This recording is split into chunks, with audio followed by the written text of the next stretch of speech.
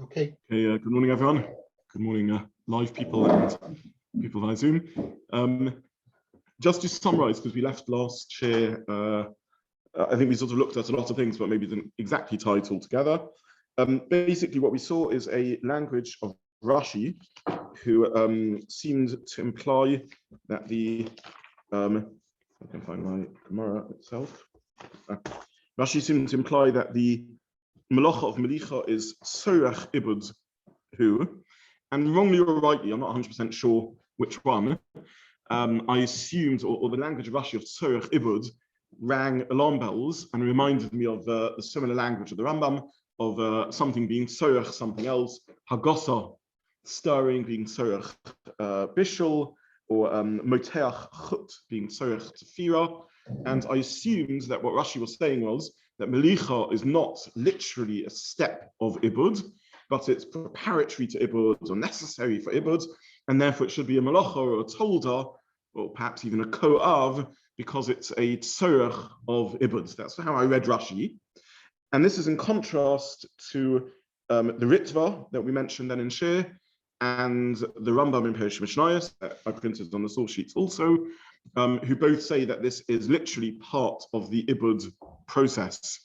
And I saw that as a machlokas Rishonim. I think subsequent to Shiur, someone showed me a Rabbeinu Chananel. I don't know if Rabbeinu Chananel printed my Gemara, but the new Gemara is too. And I think I put it on the WhatsApp group, which also very clearly says that it is Ibud itself. It's one of the steps of Ibud. So I learned that as a machlokas Rishonim, the Ritva, the Rabbeinu Chananel, the Rambam, and several other Rishonim that I didn't mention, all see Melicha as part of the Ibud process. To tan a cloth, you need to do several steps in the tan, and another which is soaking in the tanning chemicals, and therefore this is all these are all co-ovus, and therefore all should be listed as one of. And I saw that in contrast to Rashi, who seems to say it's a malacha, but nonetheless crosses the threshold to be a malacha because it's tzorech. I'm no longer, as I mentioned then, after reflection, I wasn't 100% sure this is what Rashi meant. Rashi, I may have overread the word tzorech, and maybe when Rashi says it's tzorech ibud, he meant it's a step of ibud, but nonetheless, Rashi, who we expect to write with precision, does remind us a bit of this language of tzorech, which means that it's preparatory or need rather than being the essence of the malacha itself. So that was the first point. The second point is the Gemara says as an answer, apik chad minayu v'ayil sirtut. Take out one and sirtut in its place instead. The Gemara doesn't seem to care whether you take out melicha or ibud.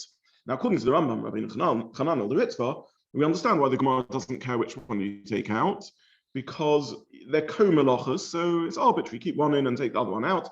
Either way, it's just a way of saying all the necessary steps for tanning.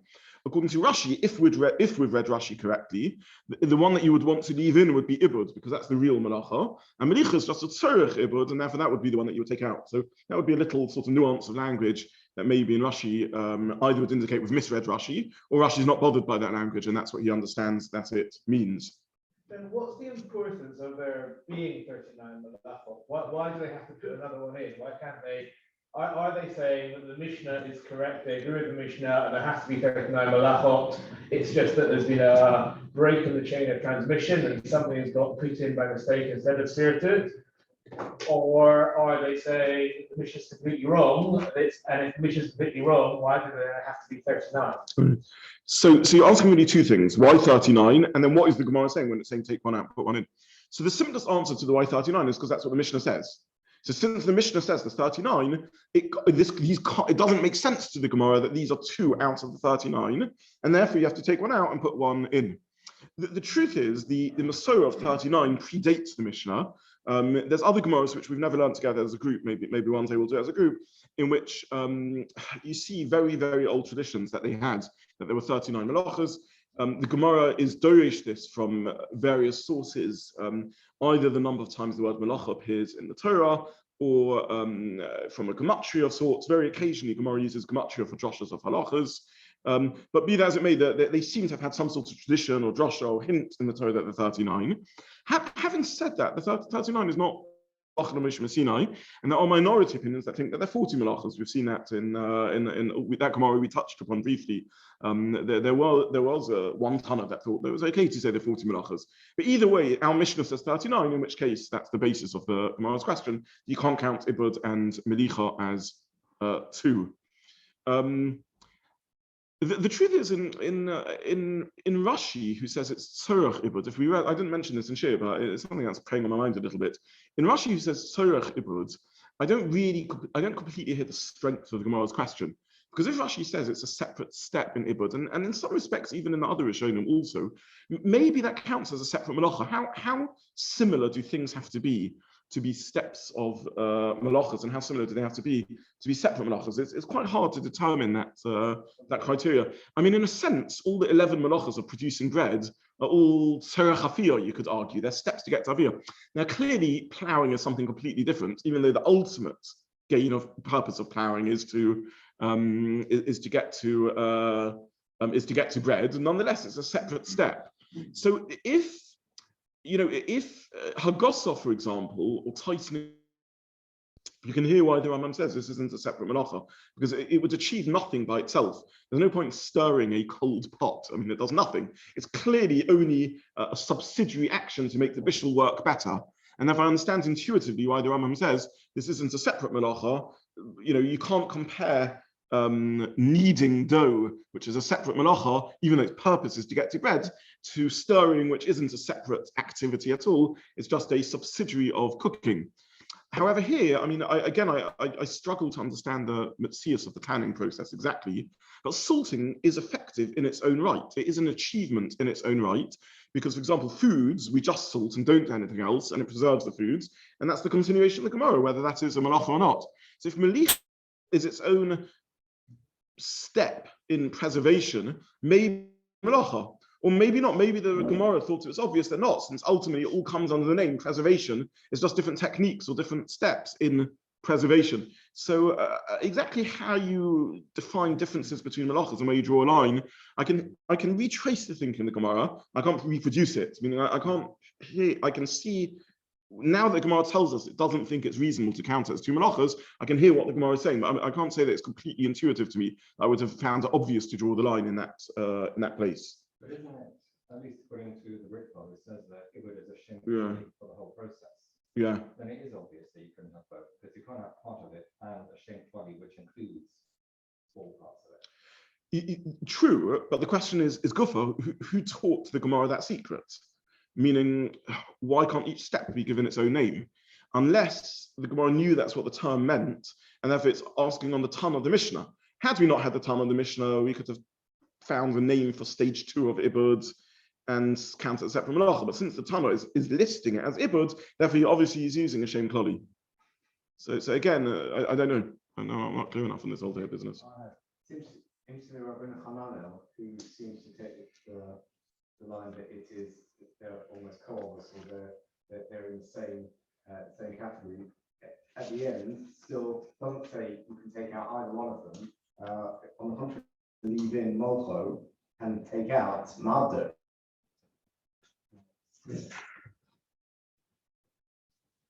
He interprets later ma'ader as seated in the Shalmi. We'll come on to that. Yeah.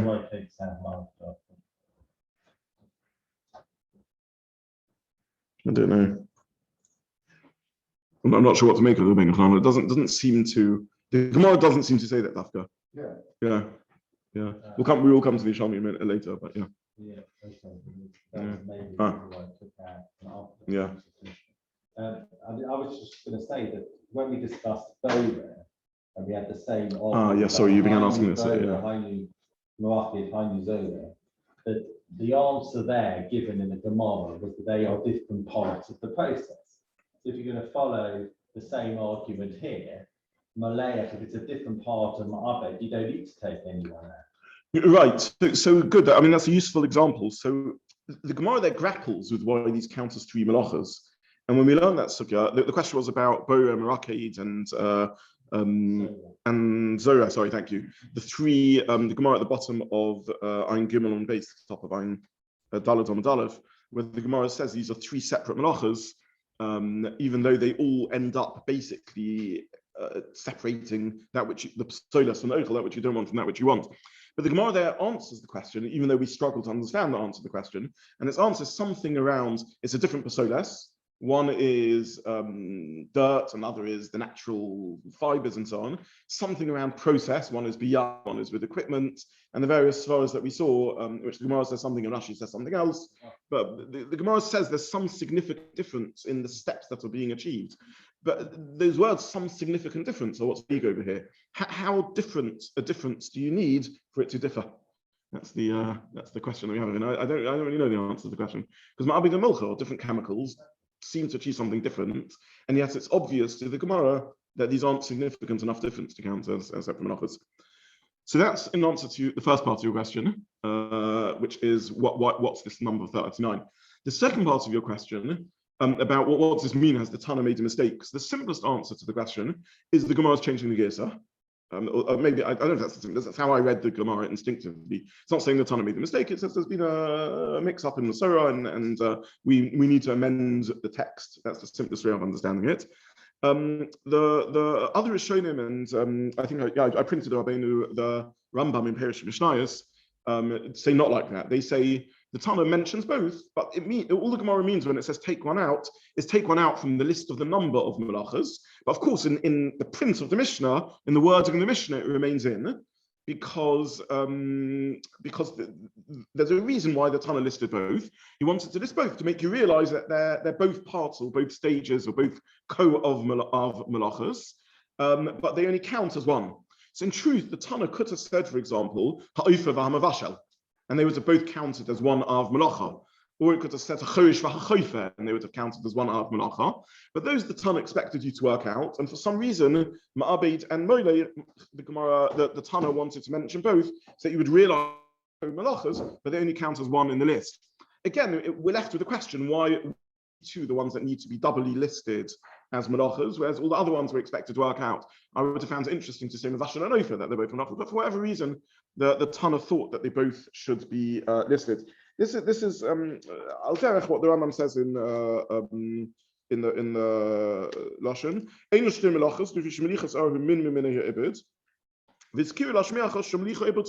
comes to tell you that Melicha is Ibud, which I think means they're both one Melacha.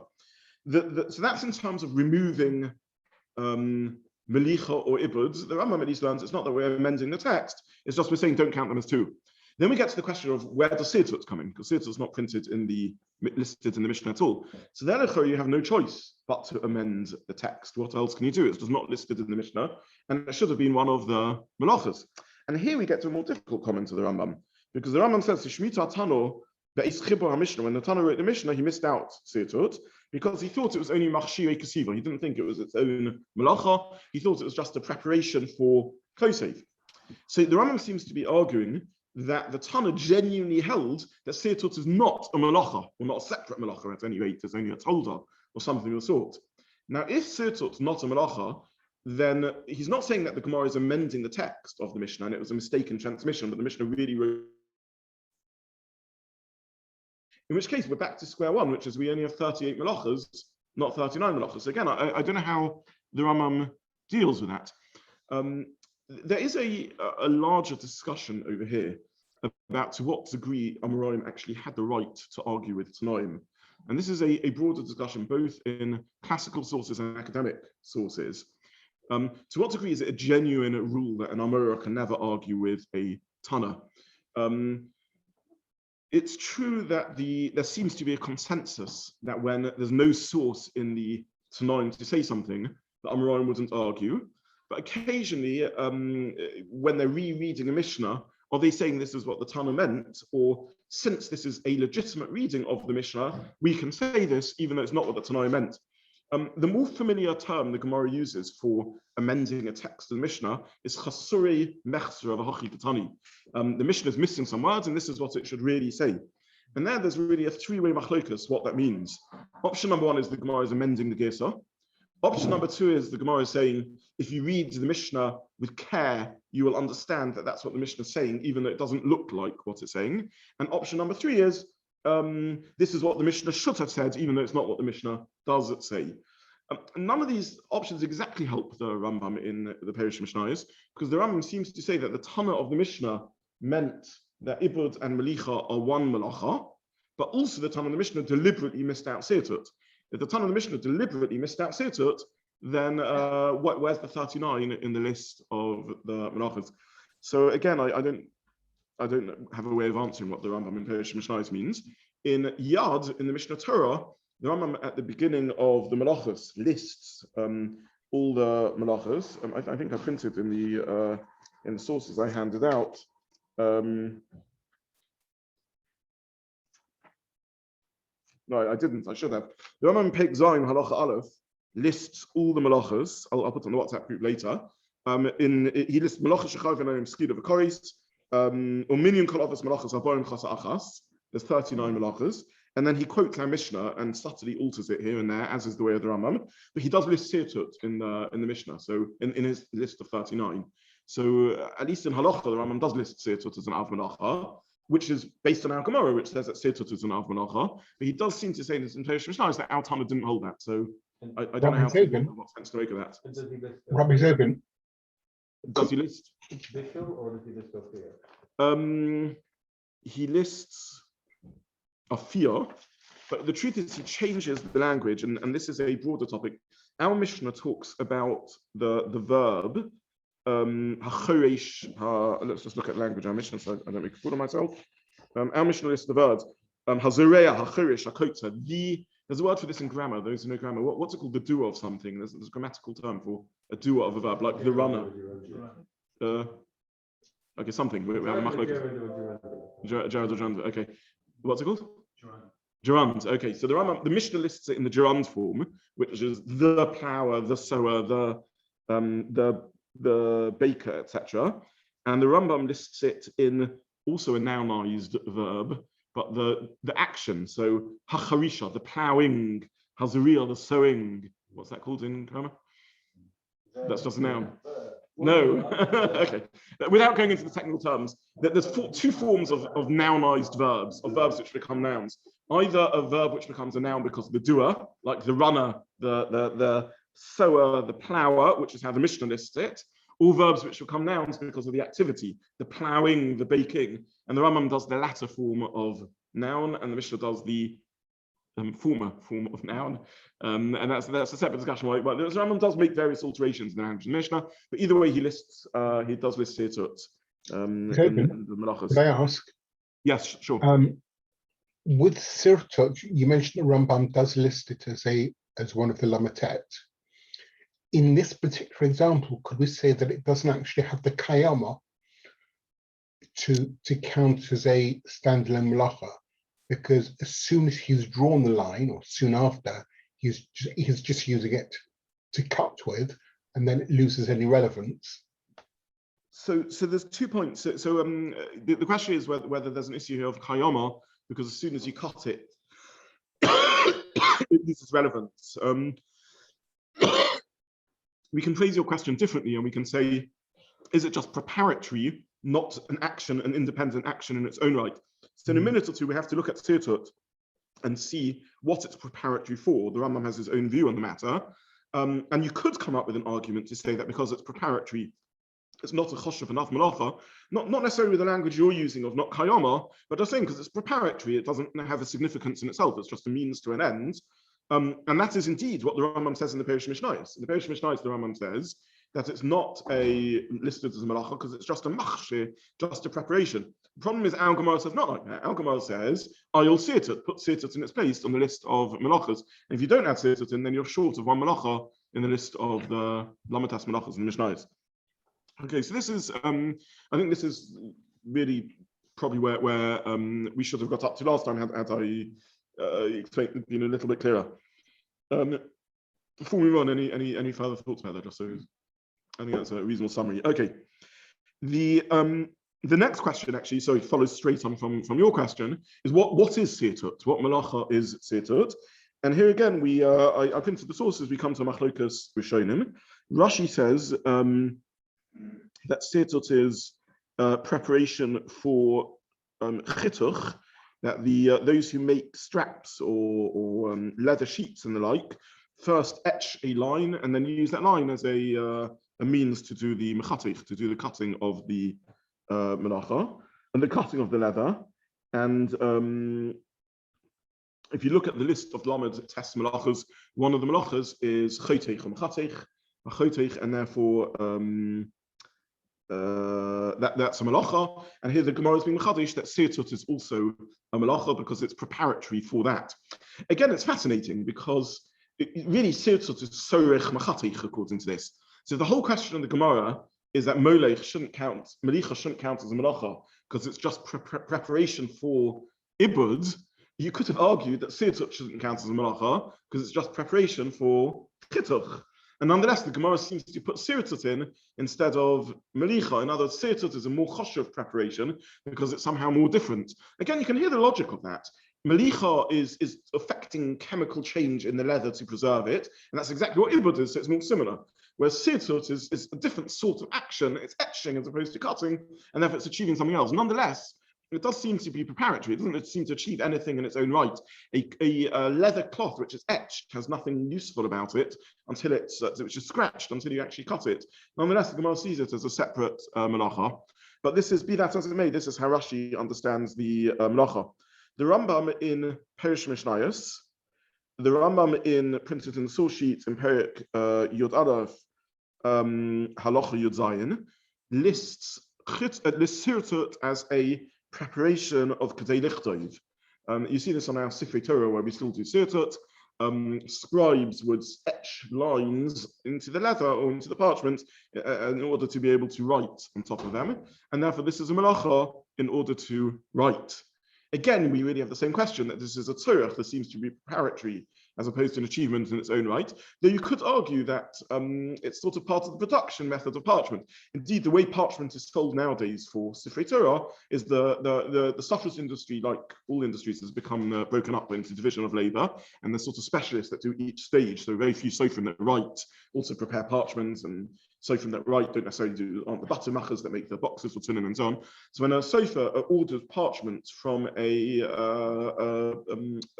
parchment producer, a sofa who's specialized in parchment production, they expect it to arrive masoret up. They expect it to arrive with the lines etched out. So maybe again, this is considered its own manufacture stage. But again, it brings out the fact that it's very hard for us to retrace the thinking of Chazal and the Rishonim to understand which sort of tzorech has its own chashivas. But either way, that's Shittas Rambam Perik Yud Aleph Halacha Yud Zayin and in Perish Mishnayos. After I printed the source sheet, I had to look at Perik Zayin Halacha Aleph, where the Rambam lists the Ovos Melachos. And in the list of Ovos Melachos, he places sirtut after at the end of the list. He doesn't place sirtut before mechatech in the leather preparation stages. He places it straight after kasiva and mechika, which again seems to be consistent with his view that sirtut is a subsidiary or somehow linked to kosev and mochek, rather than being a preparation of the parchment or the leather, like Rashi learns. Sorry. You not say that sirtut is not just a matter of storing and making a mark, but it's actually measuring it out very accurately where you want the line, where you want the cut. So it's a little bit more than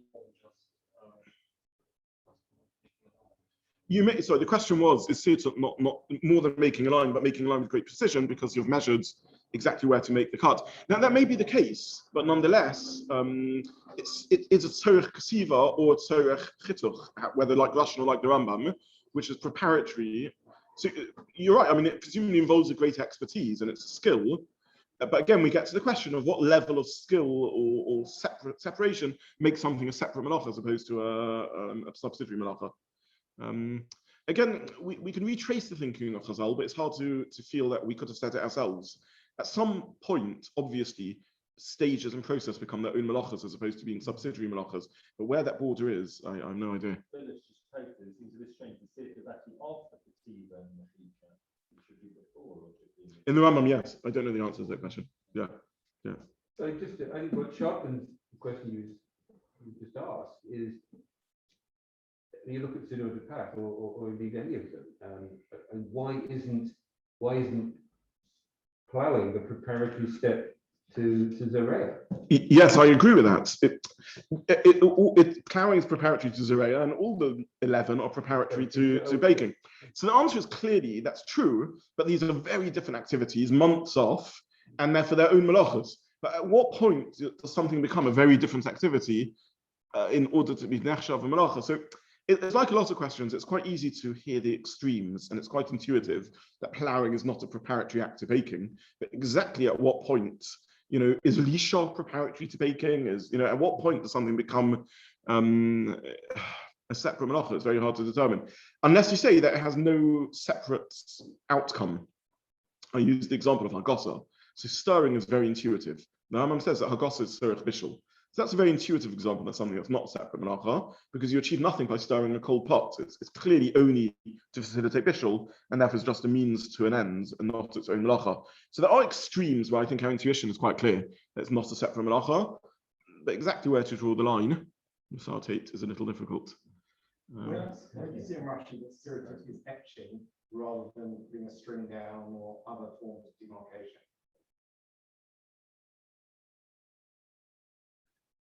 Only in the translation of the word sirtut. You're trying to define what Sirtut is. True, no, but the word sirtut has meanings in other it's both a word with a translation and a concept. So the some form of the literal translation of the word is etching, and yeah. If you want a conceptual or londish answer, my intuition is that you need to make a change. If you're just putting a line down, there's no totzah, there's no structural outcome in the body that would be a malacha. And therefore, certainly I would struggle to hear that as its own independent of. That I would definitely see as tzorech. The Rambam refers to Sirtut as sphere, not sphere, or putting a string down. There are other forms of demarcation.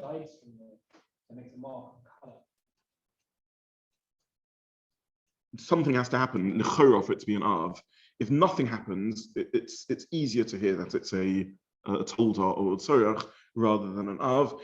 But again, we're wandering into territory that is guesswork, because I don't know what makes something a tzorech. But intuitively, it seems to me that there has to be some tangible effect in the body for it to be a melacha as opposed to just a tzorech. You may then ask, well, what about, for example, weaving? We're setting up the botinim and the structure of the loom with the threads established as a melacha. Now, the truth is, it would be a good question, because that's another. I didn't use this as in my example of preparatory melachas because we haven't learned those melachas. But the truth is, you have the same thing there, which is the outcome is making a garment, and the Mishnah lists a whole string of, again, I didn't mean the pun, but a whole series of laying out the threads of the loom as their own separate melachas. So again, I don't know what categorizes these as separate melachas, but having said that, there is an outcome there. You have a machine set up with threads interwoven and so on. Intuitively, I feel with sirtut, if you're just laying a thread, there's no significant outcome there. Now I would bow to Gary's question, which is it's not miskayemes. You just put a thread across and there's nothing there that has any permanence to it, unless it marks the cloth somehow. So sirtut involves some form of marking. The Rambam, I'm not sure of a makor for the Rambam, but the Rambam says this is either literally etching or marking out through some other lines, as we do nowadays, if you draw lines with a pencil on a cloth or something like that. It would tie into your point that maybe the significance of the melacha is the sort of measuring and the skill involved in drawing the lines, but nonetheless there has to be something that's done. I'll just finish because we've run out of time just for today by saying that I just printed courses. I heard you and Josh discussing this a few minutes ago in Halacha L'Maisa.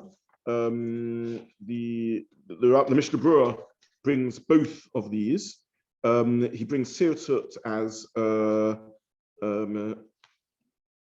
preparation for kosev, and then he also brings sirtut as preparation for chituch, and he brings one in the name of Rambam and one in the name of Rashi, and he brings that Rashi is mashma from the Yerushalmi like that, and then he says that the Rambam is mashma, it's only a tolda, and he says it's mistaba that in Halacha L'Maisa there's no argument between Rashi and the Rambam. And Rashi would also agree to the Rambam that there's a sirtut which is a tolda of kosev, and the sirtut in the Mishkan was the chatich. So he says the argument is in how you classify the melacha, whether it's a tolda of kosev or its own malacha as preparation of kosev, because Rashi held in the Mishkan, the sirtuch that took place was a preparation for chituch. In Halacha L'maisa, both Rishonim would agree that both are deraisa, forbidden. So I suppose the only nafkamina would be in terms of hasra and how many carbon chatas does you bring if you do b'shoigeg, which one it's whether it's its own malacha or it's a tolda. In practical halacha, both are awesome in Hatara. That's how the Mishnah Berurah anyway, the Shatzion assumes. For next year, we'll look at Melicha as its own malacha and machlokas in the Gemara about Melichas Ochlin, which is very nogei halacha l'maisa, whether we can salt foods on Shabbos or pickle foods on Shabbos, and this is practical halacha. Mitzvah Hashem, that will be Tuesday's share. After which I think we finished till after Sukkot. Is that right? Yeah. Okay. When we look at the Ibud for open section of the key one. That's what we're going to look at next time. Yeah. That'll be next. Melicha and Ibud both. I'm sorry, I call them on the same thing. Yeah. Salting foods. Yeah. Sorry. Yeah. Thank you very much. Thank you.